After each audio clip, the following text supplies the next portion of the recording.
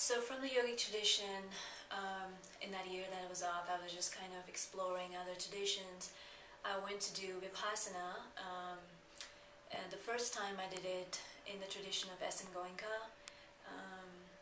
My first retreat was a 10-day silent retreat in Pune, India, where it was very, very traditional. It was outside the city. We were away from everything. Each of us lived individually in a cell. There was no eye contact. There was no talking at all.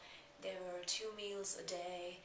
We sat for about 11 to 12 hours a day with small little breaks in between. And you were just supposed to go back into your cell. I have to say I hated it in the beginning. The first 2 days were so hard. It was so hard.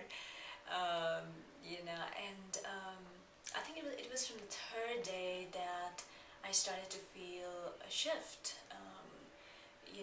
The rebellious part of me just started to kind of quieten down and say, okay, you know what, let's just give this a fair try and see what is going on here. And by the 4th or the 5th day, I just wanted to sit more. I was just looking forward to those quiet times at 4 o'clock in the morning when everything was just so silent. You just heard the birds and everything inside the hall was completely quiet. And it didn't really matter so much how many meals we were getting and how much food we were getting. But then, right after that, I just never looked back from that point on.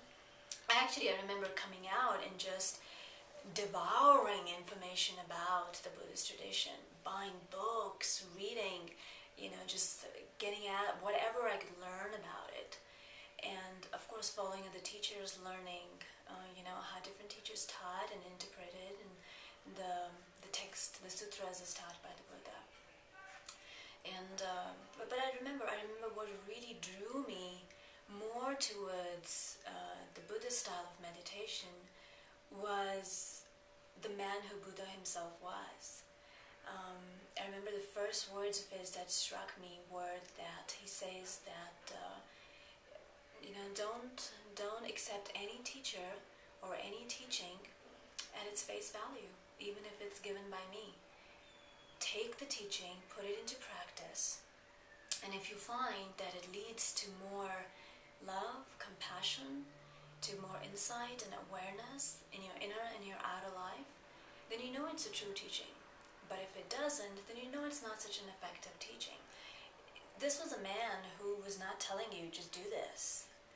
In fact, he was so scientific at such an early time, he simply said, don't even believe me. Here's what I say, now go ahead and try it. Experience it for yourself. And that kind of gave me a choice, It just kind of opened my being to say, okay, I can try this out. I can just do it and see what happens. So that really drew me into Vipassana, into Buddhist styles of meditation. Beautiful. Thank you.